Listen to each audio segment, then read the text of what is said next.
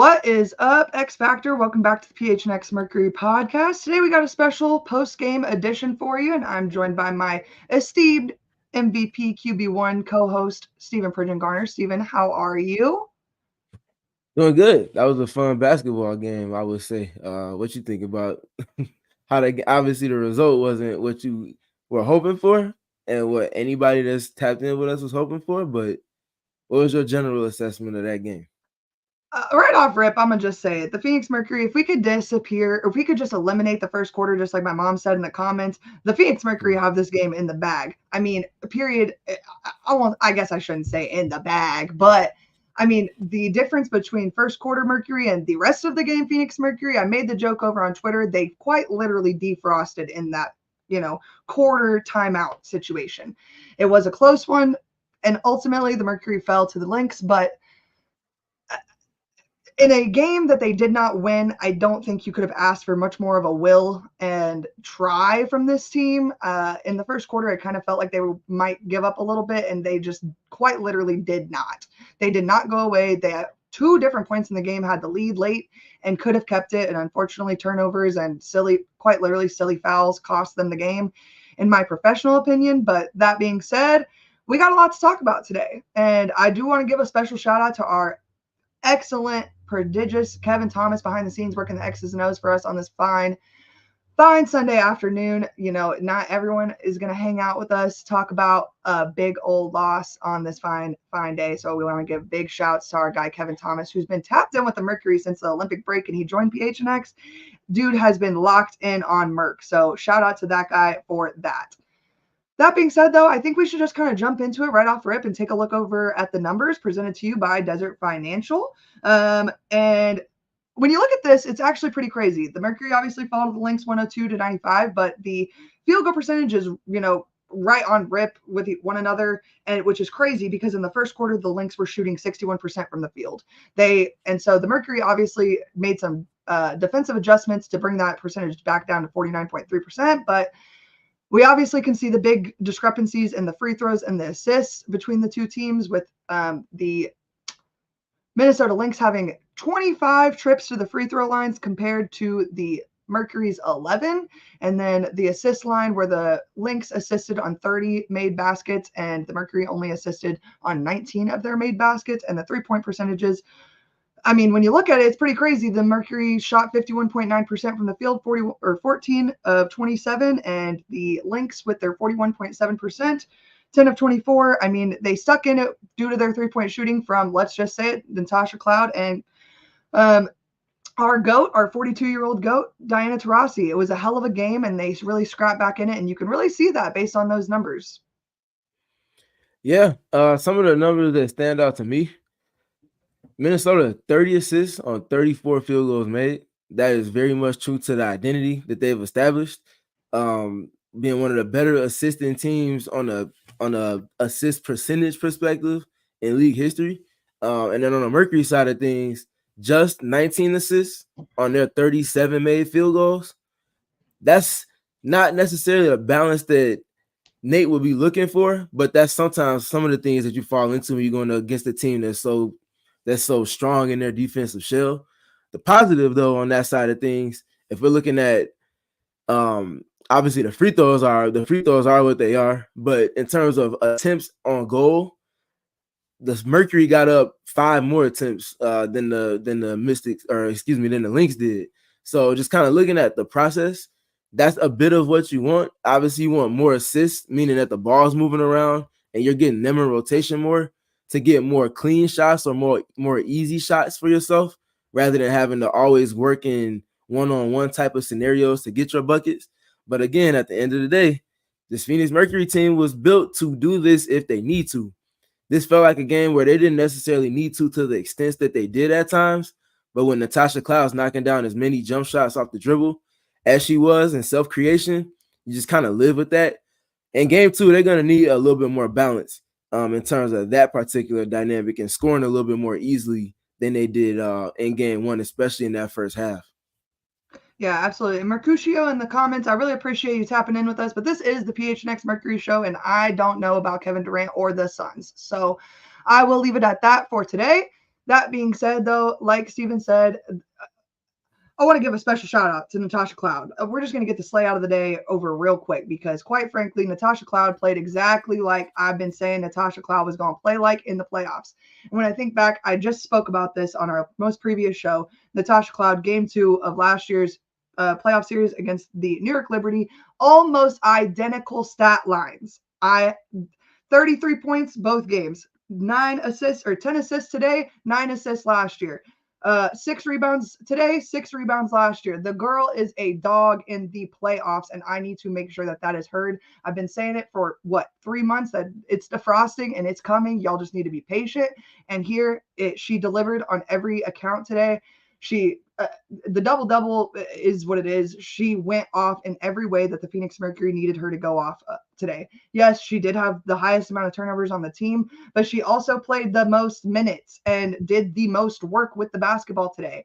And I'm not going to sit here and say I'm going to blame somebody else for her turnovers, but that being said, the girl played her ass off today, and there is no ifs, ands, or buts about it. And she looks like the most valuable player on the court for the Mercury at most times today. We talked about in our introductory podcast when introducing Mercury and X Factor, just generally the X Factor, to who Kahleah Copper is and who Natasha Cloud is. Everything that we both spoke about in that introductory episode when introducing those two players was very much through a playoff lens. Things in the regular season, highs, lows, ups and downs, everywhere in between. It's a 40-game marathon.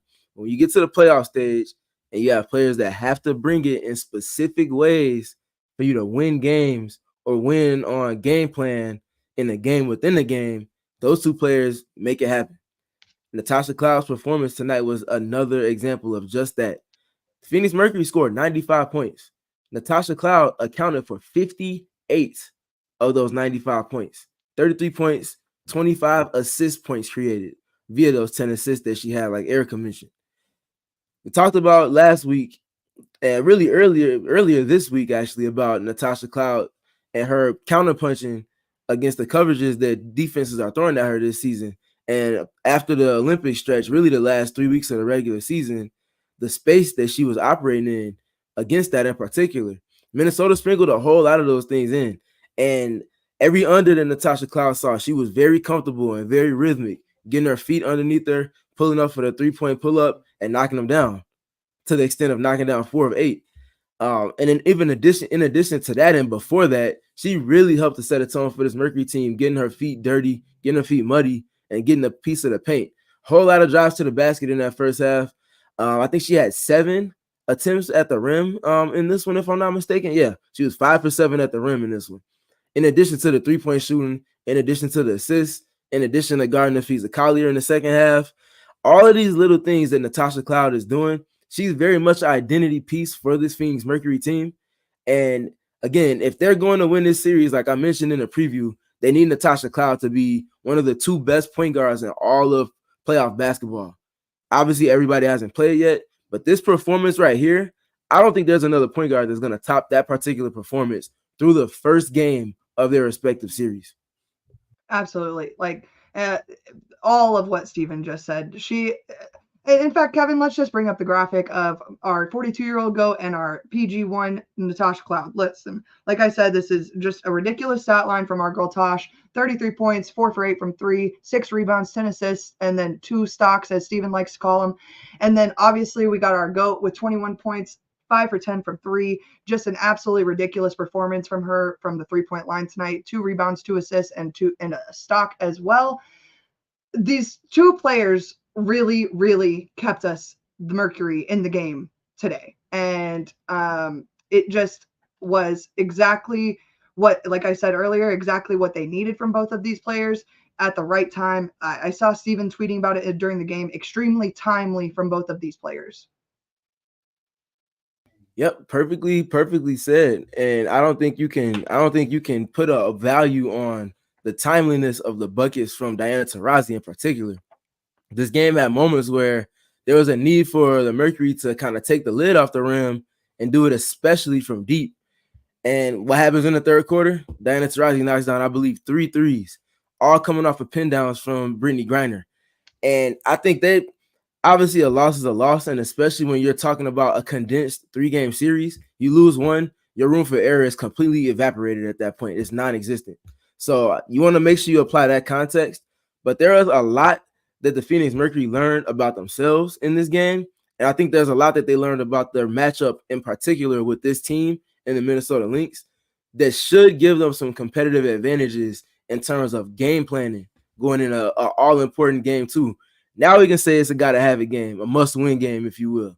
That's every game in the rest of this series is a must-win. We're at that time of the season. There's a different type of tenor that comes with saying must-win. That means something is in compromise. Diana Taurasi's potential last season of her career is in compromise at this point. That's the living definition of a must-win. And I'm glad we got to this moment so that I can explain the difference between gotta have it, like we see at the bottom, and must win. And if we're talking about gotta have it in game 2, the Phoenix Mercury are gonna need Natasha Cloud to bring every bit of what she brought to game 1 in game 2. But I think maybe the other biggest thing, and we can kind of get into it a little bit later, is Brittney Griner. Brittney Griner's impact in the paint has to be felt a whole lot more.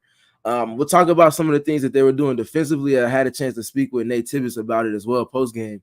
But offensively, yes, she got Alana Smith was in foul trouble in the first quarter and then in the third quarter, picking up her third and fourth fouls respectively, I believe. That's an important piece in it, but Brittney Griner can't just be putting the opposing center in foul trouble. That also has to come with buckets, which also have to lead to Brittney Griner getting up double-digit free throw attempts, which also has to lead to Brittney Griner making efficient passes off of the double teams that they're inevitably sending to her. There's a trickle-down compounding effect that her post touches have to have. They didn't have it enough in this game, and I think that BG just finishing more efficiently than she did in this one, which would be much more close to our norm, would kind of solve a lot of things. So there's a template there for this Mercury team to win game 2. They have to hit those notes and do it in succession with their game plan. Absolutely. And we were going to get to BG here shortly. And I see the comments talking about how we're going to act like everyone did their role but her. And I'm just going to say I don't believe that that's true. I think this is a team sport, period, end of story. And you can't just blame it all on one person. And BG, out the rip, I was extremely satisfied with how much they were going to BG early in the first quarter. And then they started to go away from it. And then obviously the Lynx went on their big 14-0 run that put the Mercury behind. And that is quite literally exactly what happened. And we need BG to keep that same energy she had in that first 4.5 minutes of the first quarter. We need that in the entire game long. And I talked about that one rebound in the home closer, and like the attitude difference and the pursuit of the basketball has to be there, and that from her in particular. So to address the comment directly, no one's giving Brittney Griner passes in any capacity. I quite literally just got done saying that they have to have her performance existent in game 2 for them to win. So I don't know how much more you wanted me to say. I'm not about to disrespect BG. Never. I'll assess. No, I'm just saying I don't like the painting of that picture.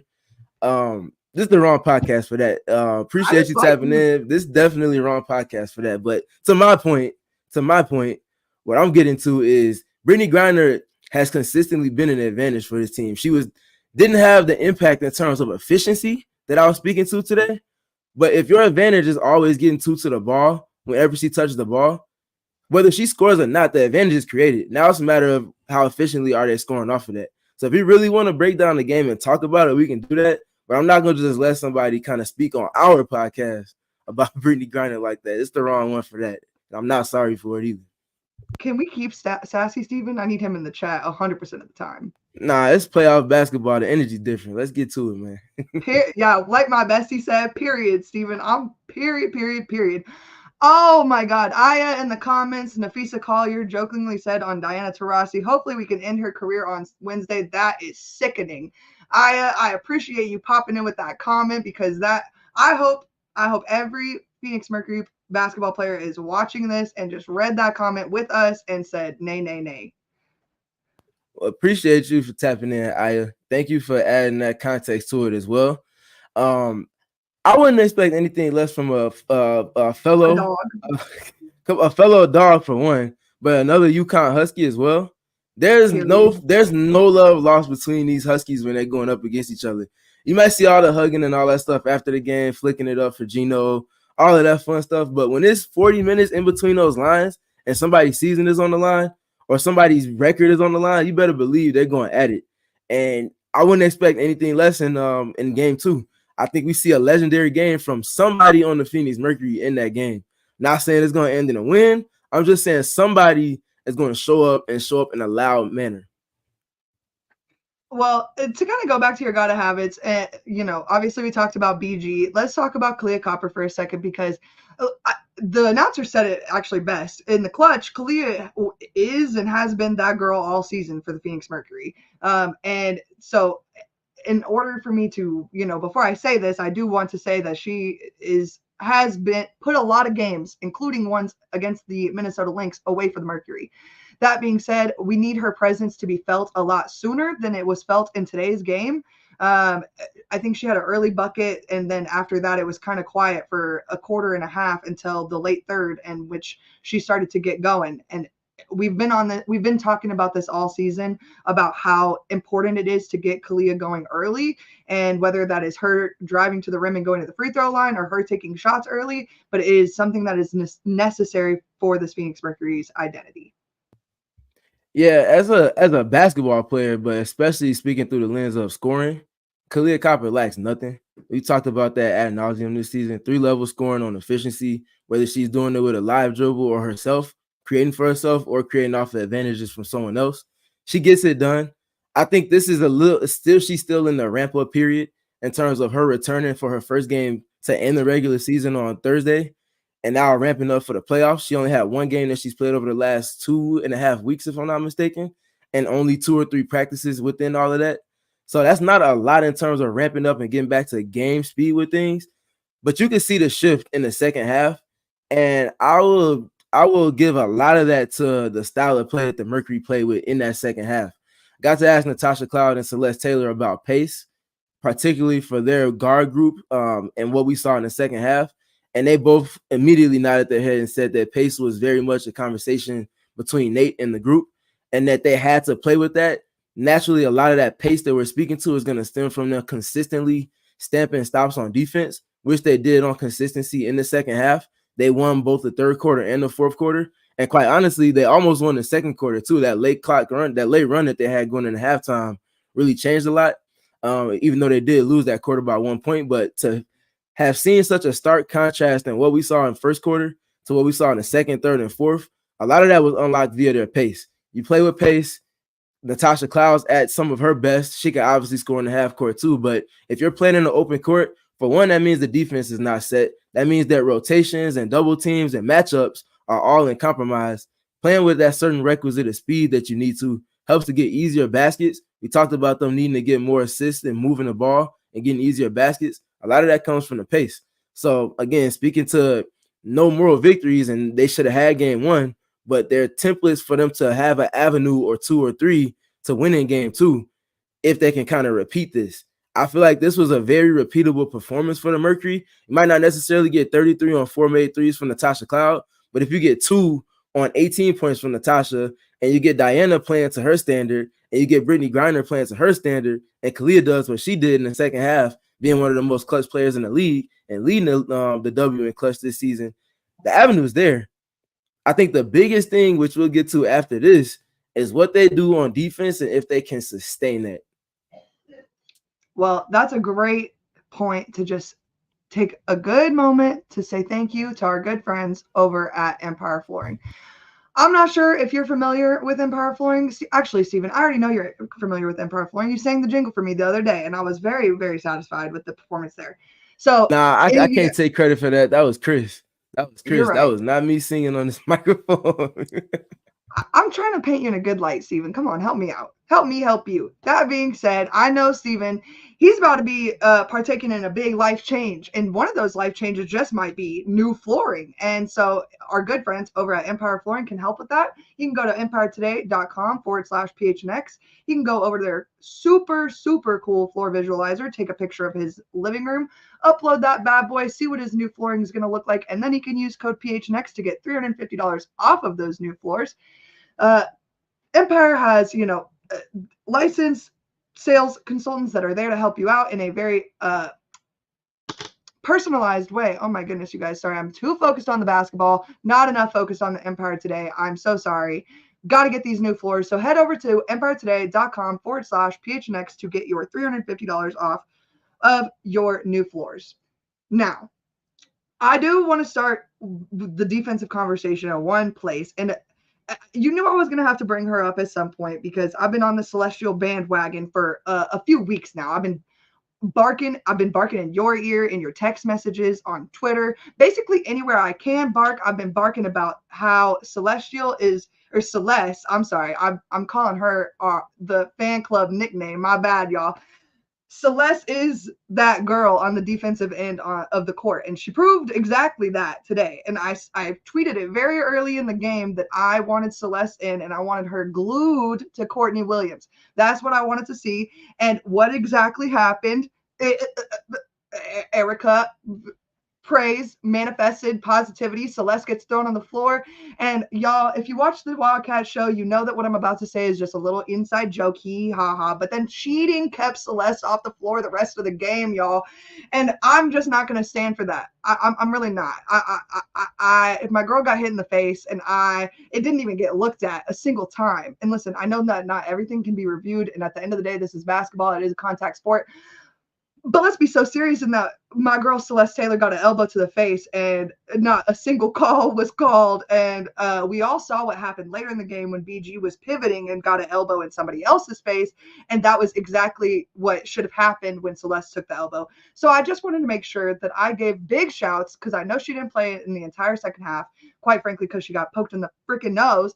But she was that girl, and she was a huge difference maker in her rookie season and her very first playoff appearance. She did the damn thing. Well said, and I appreciate the energy behind it. Celeste doesn't do the most box score, the most box score, eye attention grabbing type things, but what she does for the defense of the Phoenix Mercury is extremely functional. No one else on the roster defends the way that she does. She's picking up 3/4 court sometimes. The screen navigation that I talked about last week, her calling card and her stamping of a role and niche within the rotation and ecosystem of the Phoenix Mercury is the defense. Gotta have it, and she brings it every time she's on the floor. She's never lacked on that end of the floor, and that's where her value is. That's what she brings to the team. They have people that can score. The Mercury don't need someone else that can score the basketball with this roster. They need people that are going to fill the gaps on defense and be playable enough to where the value they bring on that end can be offset by anything that comes from them in terms of lacking on the other end of the floor. That's a team. You can't have everybody playing the same way. You need people that are good at specific things, and you bridge the gap from there. Celeste Taylor in this game, time on task.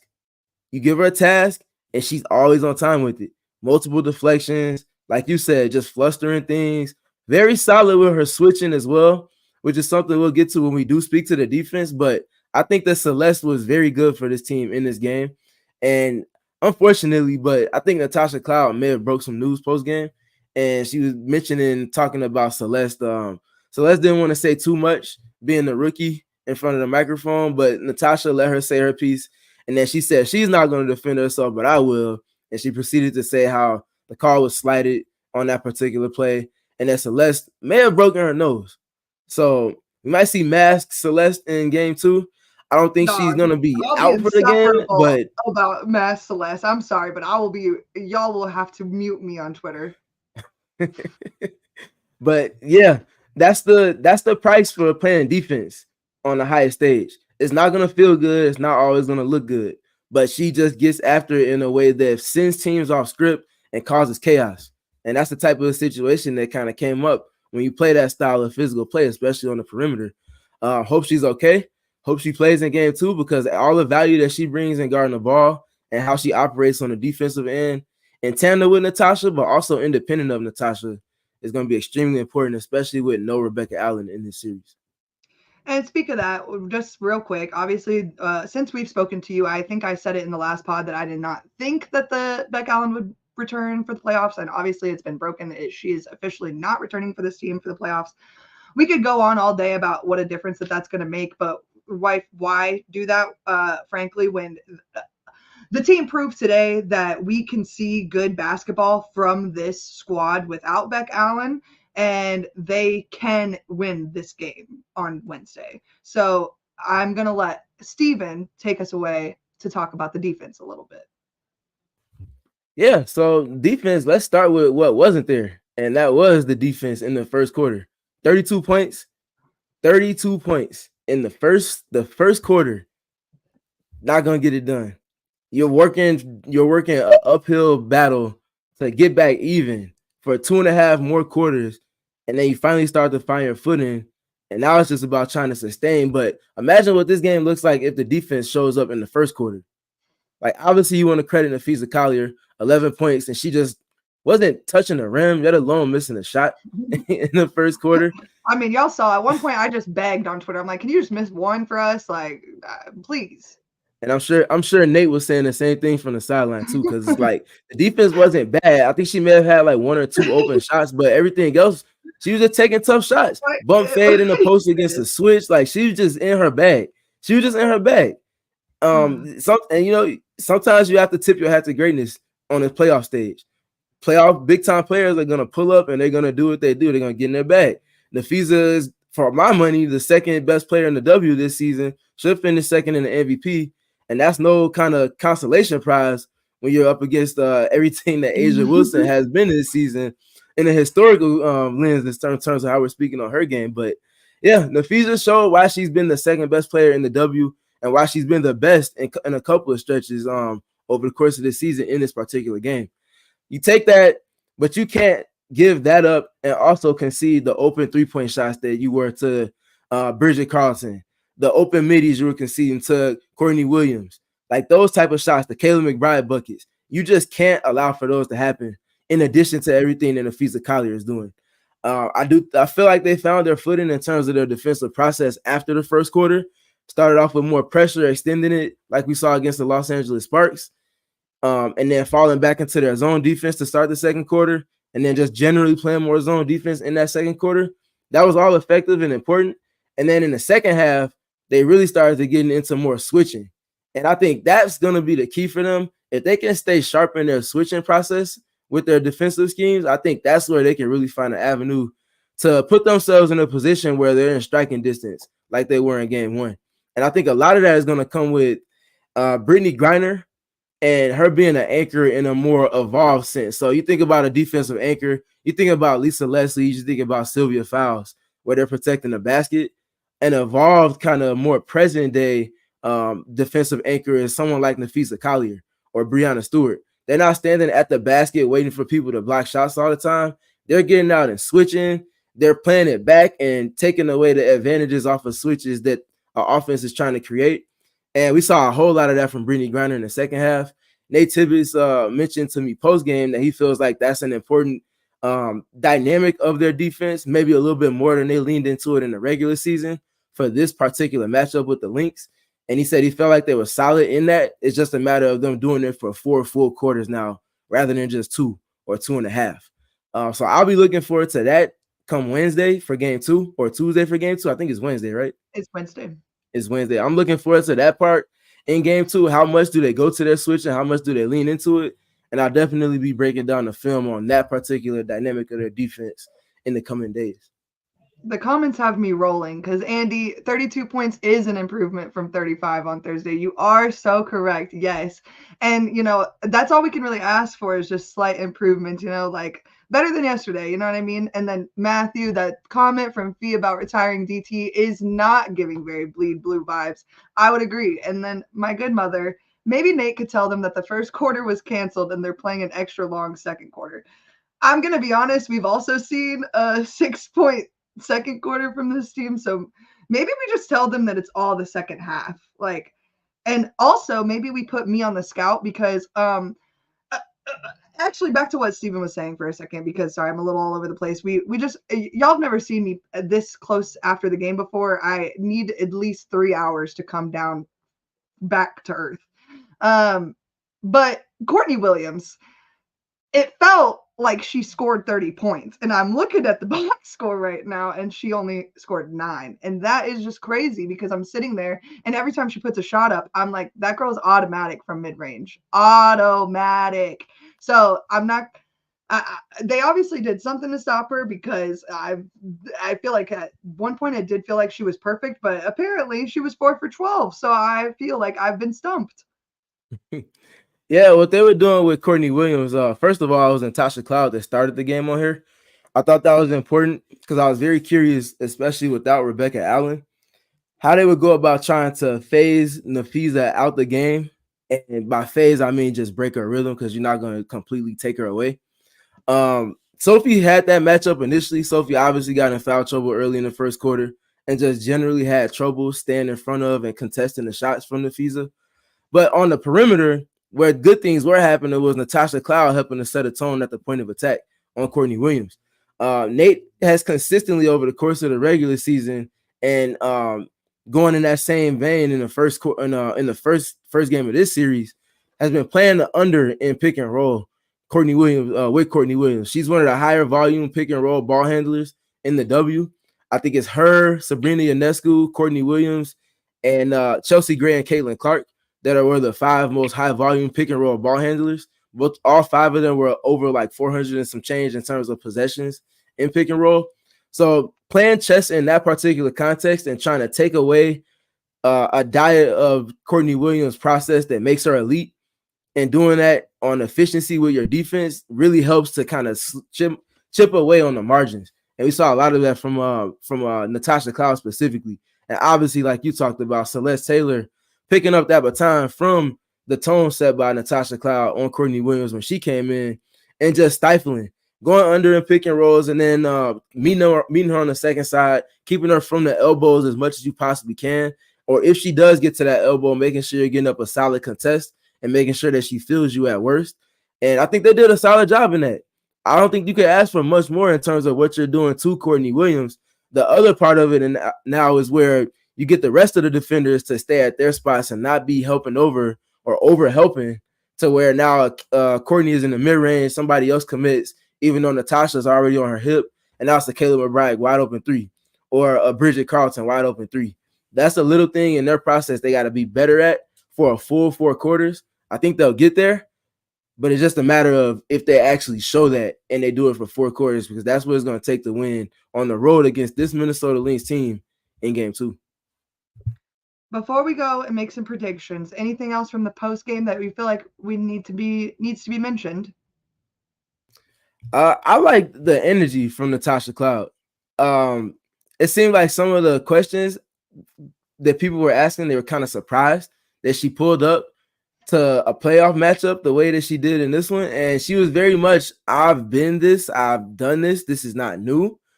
I appreciate that energy from a person that's leading this Phoenix Mercury group, literally in terms of being a point guard, but also figuratively with her presence and her individual relationships with everybody on the team, including Nate Tibbetts. She kind of spoke to her process, and she talked about how, in addition to the soft coverage on ball, which I talked about, where she's getting unders and she's knocking down pull-up threes, getting to the paint and getting layups, or also getting mid-range shots in succession with one another.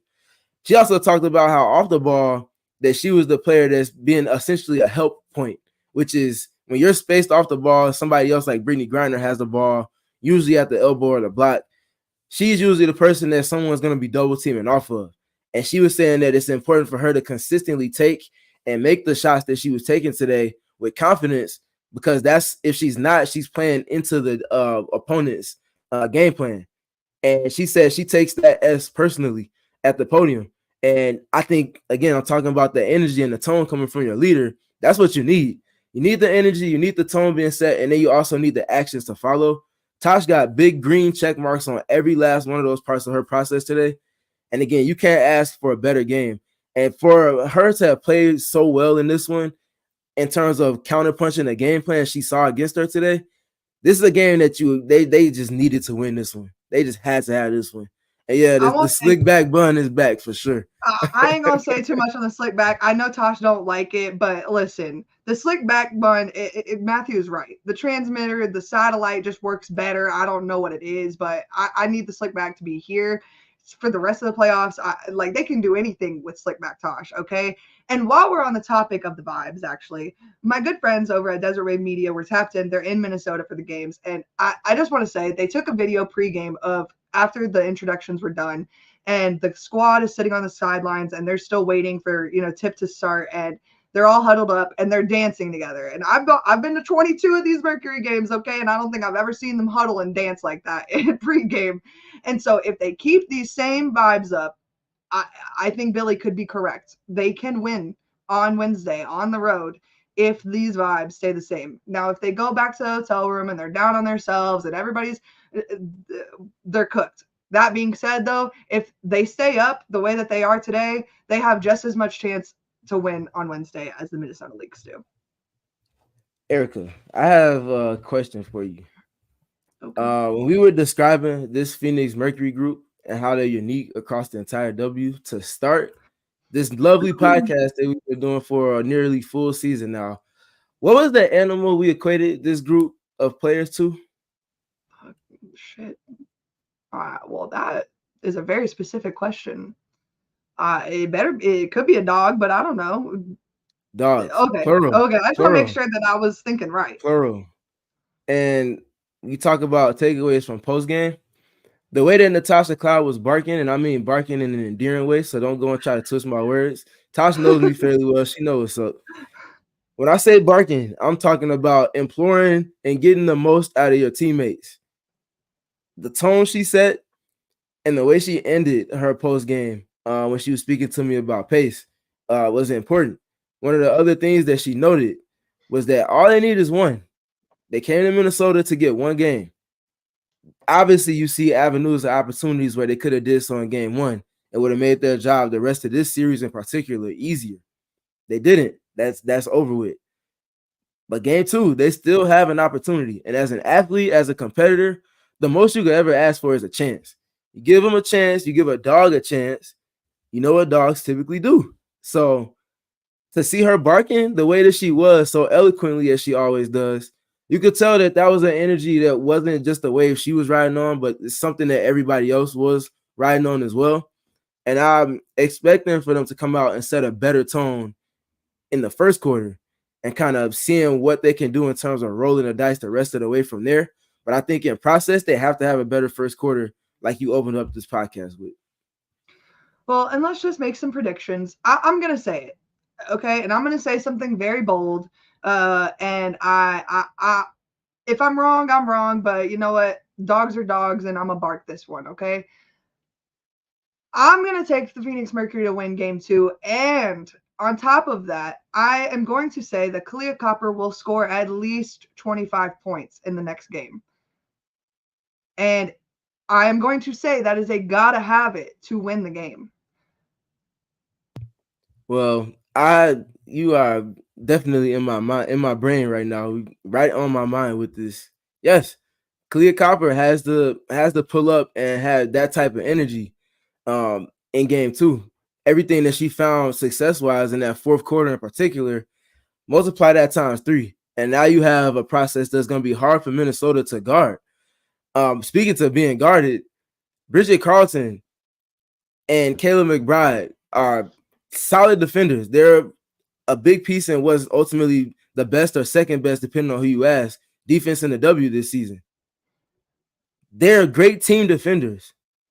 But if we're talking about mano-a-mano, individual defenders, there's nobody on the Minnesota Lynx team that can stay in front of Kahleah Copper. But the trick is, going back to the pace point that I made earlier in this episode, the Mercury can't be so bogged down in the half court to where the Lynx can just sit in their defensive shell and pass players off and switch, and then switch and also load in the gaps. They have to keep their pace flowing off of stops especially, and get Kahleah Copper opportunities to score early in the shot clock. If she's getting paint touches, now the three-point shot off the dribble is going to fall. Now she's going to find ways to get to the free throw line. Now she's going to knock down some middies. And that's where you start getting her buckets in addition to everything that you see and that you desire from Brittany Griner. You get a couple of Natasha Cloud buckets mixed in with that. Now the defense is over helping, and now Diana Taurasi's taking wide open 3-point opportunities, or Sophie Cunningham. That's the layering in their process and sequencing that they need, but they got to get it and start on the defensive end to unlock all these other things that they saw in the second half. If the defense doesn't show up in game 2, then there's nothing else to really talk about because the writing is written on the wall at that point. Yeah. And like the comments say, it's in the bag for sure if Khan and Tosh both pop off in the same game. I don't think you're wrong. I don't think we've seen a game all season where both of them have been over 25 points. I could be wrong, but I'd have to go back and look. But in the event that we get that on Wednesday, I do believe that the Mercury take home a W. We get to be back in the Footprint Center on Friday evening. Yeah, I think that's some of what they'll need. If it's not those exact numbers, they need both of those players hovering around that range in terms of scoring. But to go back to my ultimate point, they have to have that efficiency and that dynamic and impact from Brittany Griner in the paint first. I think that's the easiest way that they can kind of undo the Minnesota Lynx defense. Get the inside post touches for BG scoring, operating to the free throw line, passing off of double teams, playing in rotation off of that, and then just generally trying to break the shell consistently of the Minnesota Lynx. All that being said, my prediction and my series preview, which you can find on gophnx.com, went up yesterday evening around maybe 2 or 3 o'clock Phoenix time. I did predict that Minnesota would win this one in 2, but I did mention multiple avenues in that preview that the Phoenix Mercury could get to. It's just about if they're going to do it. One of the biggest things we talked about, defense. Another thing, Brittany Griner touches and being a paint presence. If they do get those things, I don't see any reason why they can't win game 2. But we haven't seen them do it consistently enough over the season, specifically on the road and specifically against this Minnesota Lynx team. Hence why I said Minnesota in 2. I'm still sticking with that, but I do feel better about my prediction being wrong based off of what we saw in game 1. If they're coming out guns blazing and it ends up being a close game in the clutch again, everything that we saw from Kahleah Copper in the clutch this season, being the best player in that particular context to play last 5 minutes and the scores within 5 points, whether you're up or down, you get yourself in that situation, I think it's in favor of the Phoenix Mercury at that point because you have Kahleah Copper. Natasha Cloud's never been scared of a big bucket. Diana Taurasi's been maybe the biggest bucket maker and taker in the history of basketball, let alone on the women's side of things. And then the other big thing in that, obviously, Brittany Griner. Brittany Griner can get to the free throw line whenever. So they have the pieces that they need to win in the clutch. If they can make it that game within the game by doing everything they need to do for those first 35 minutes, we might be talking about a game 3 over at the Footprint Center. Y'all know I would do anything to be back in the Footprint on Friday evening. Quite literally anything. If you go read my text messages, I was pleading on the floor basically, please, Nate, give me a win right now. This is all I need. Also, while we're on the topic, if I see one more hashtag Fire Nate Tibbetts tweet, I'm blocking you. So that's watch crazy. It. That's crazy. I'm for real. Watch it on that, okay? And I know I didn't get to tweet the girl dad picture today, but that doesn't mean I won't get to this entire playoff series. It's in the drafts waiting to come out, okay? Now, to answer our good friend Tyler McDowell Lincoln's question with his super snap, which team pulls up off the upset, I'm going to say it, and this is probably a very unpopular opinion, but I'm actually going to say the Fever. I think today is just a big motivating game for them, and I don't think they've ever been scared to win a game on the road. I don't think it's affected them as much as a lot of other teams for reasons beknownst to literally everybody that watches the Fever. But I think that the Fever have every likelihood to win a game on the road than any other team. And if they can get things back to Indiana, they have a real chance to beat the Sun. Appreciate you for the super chat, Tyler. Thanks for always tapping in and supporting us all season long and being engaging in the comments as well. We see you. We appreciate you. To answer the question, I would say I don't know if you're speaking to a game upset or a series upset. If you're talking about one-off and so one of these 3 teams winning a game, I would definitely say Seattle will get a game in their series. If you're talking about a series, though, I don't know if either one of those 3 does it. If I'm really being honest, I think Seattle will have the best chance of those 3 teams that you're speaking to, but they gotta deal with Big A, and Big A is in a very rare era on any side of basketball that you want to look at it from. So good luck to those 3 teams. That's a tough draw. As I was telling one of my friends that was messaging me about the playoffs earlier. Seattle had this really good season, and then their draw. Congratulations, you get the Las Vegas Aces in the first round. And because you didn't end the regular season well, you're not even in home court advantage anymore. Like that's a tough draw. But if any team is built for that in the first round in particular, it will be them. So again, playoffs about rolling the dice. You got to check ball and see what it's about. That being said, there is another basketball game to be watched today. So, Stephen, where can they find any and all of your content? Because I'm sure both of us will have something to say about the Seattle-Vegas matchup later today. For sure. Yeah, you can find me on Twitter at StayTrueS.3. You can find me on YouTube at Stephen Prejean Gardner 3. And you can also find me on GoPHNX with written content that's going to be including videos and film and just all type of fun stuff. So tap in with the series preview on GoPHNX.com if you haven't already. And then definitely be on the lookout for conversations and threads and film sessions between Twitter and my YouTube page between now and game 2, because there's a lot to talk about. I think Phoenix is in a good spot. It's just a matter of how much of a sustained manner do we see it in game 2. And the other last big thing, again, especially with it being playoffs, Basketball Reference. Tap in with their women's newsletter. It is so informative. Even if you think you know everything, they will find something that you did not know or that you weren't aware of to the extent that you thought you were. So simple Google search, type in Basketball Reference Women's Basketball Newsletter. Obviously hit enter, it takes you to the URL. You'll find they'll just ask you for your email address, and every morning, which would be if you do it now right after this podcast, tomorrow morning, you'll have updates on every single game that took place today. You'll see about Natasha Cloud ascending both the assist and the 3-point made ranks in WNBA history on the playoffs stage. Little things like that. So tap in with it. Support these platforms that have been consistently supporting women's basketball before it was popular to do it. And a lot for that information to help us clean up the discourse in this space, because it's got to be better. I'm cracking up before we go. Tyler in the comments, I was hoping Kahleah and company could get a game against New York. So the only team he wanted us to answer is the team that neither of us answered. Well, I got some bad news for you on that one, brother. Listen, y'all know how I feel about Miss Haley Jones, but the poor Atlanta Dream. That being said, head over to Twitter. You can follow me at Erika Lee Day, or you can follow us both at PHNX_Mercury, where I tweet borderline, arguably the funniest things on the internet. So head over there, tap in with us, and we will see you guys post-game on Wednesday as well. So be ready for that. Hopefully we're having a much happier conversation, and I'm insufferable about everything that we've talked about on this show. So good luck to the Mercury, mighty Mercury. We will see you guys on Wednesday.